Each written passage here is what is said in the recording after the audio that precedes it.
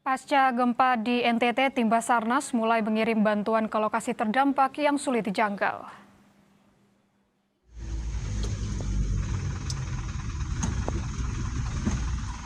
Tim Basarnas membawa beras, makanan siap saji, air bersih, selimut, dan obat-obatan.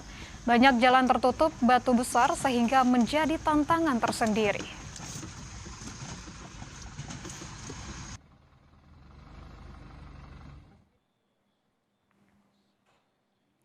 Gambar udara ini, saudara, memperlihatkan kerusakan jalan dan infrastruktur pasca gempa magnitudo 7,7 di NTT pada Sabtu kemarin. Pemerintah daerah setempat memperingatkan warga pesisir mengungsi ke tempat yang lebih tinggi.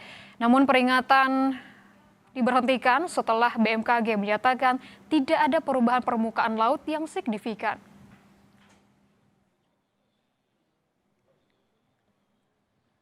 Ya, hari ini kita patroli mengecek rumah-rumah masyarakat yang roboh akibat gempa.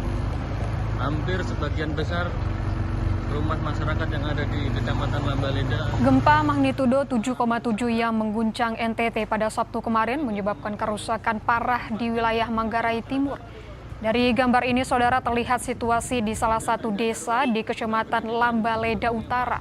Banyak rumah warga roboh atau rusak berat akibat gempa. Warga yang berada di wilayah terdampak gempa juga sudah dievakuasi ke tenda-tenda pengungsian. Karena akses di sini sangat sulit dan medan cukup berat. Ya, hari ini kita patroli.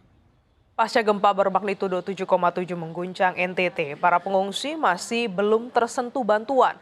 Lokasi pengungsian yang terpencil dan akses jalan yang lumpuh jadi tantangan utama tim gabungan menyalurkan bantuan pemerintah. Gempa bermagnitudo 7,7 mengguncang sejumlah wilayah di Nusa Tenggara Timur, membuat warga terdampak kehilangan tempat bernaung. Salah satu penyintas di Kabupaten Manggarai Timur, Nusa Tenggara Timur, mengaku kebutuhan utama seperti makanan dan tempat tidur belum mereka dapatkan di tempat pengungsian. Terus sekarang sejauh ini sudah ada bantuan dari pemerintah pusat maupun daerah sampai ke sini? Belum ada bantuan dari pemerintah. Yang ada hanya datang bantuan pribadi saja. Oh, sekarang kira-kira apa yang dibutuhkan di sini, kakak, di lokasi kamp pengungsian? Yang pertama sudah jelas makanan lah, ya. Yang paling penting itu beras, terus sayur-sayuran, terus kalau bisa susu dan vitamin-vitamin untuk anak-anak di sini. Terus untuk kami punya tempat tidur supaya kami bisa nyaman tidur di sini, ya, kalau bisa ada tempat yang layak lah buat kami di sini. Warga di Sika juga menyebut hingga kini masih belum tersentuh bantuan. Warga juga masih cemas terjadi gempa susulan. Sampai sekarang belum dapat bantuan apa-apa. Kami minta pemerintah tolong perhatikan kami yang dari tadi pagi sampai sekarang belum makan. Karena kita pulang mau masak pun kita takut karena gempa terus, susulan terus. Jadi kami panik karena kami kan dekat laut. Jadi kami tidak berani untuk pulang masak di rumah. Anggota Polsek Lambaleda Utara, Manggarai Timur bilang, warga masih sulit mengakses kebutuhan karena akses jalanan di dua desa yang terdampak gempa lumpuh total. Sekarang warga masyarakat membutuhkan sembako, makan dan minum dan air mineral. Itu yang sangat dibutuhkan sekarang ini. Karena semua sembako yang ada di kios sudah habis semua. Akses jalan menuju ke toko-toko di kabupaten lumpuh total.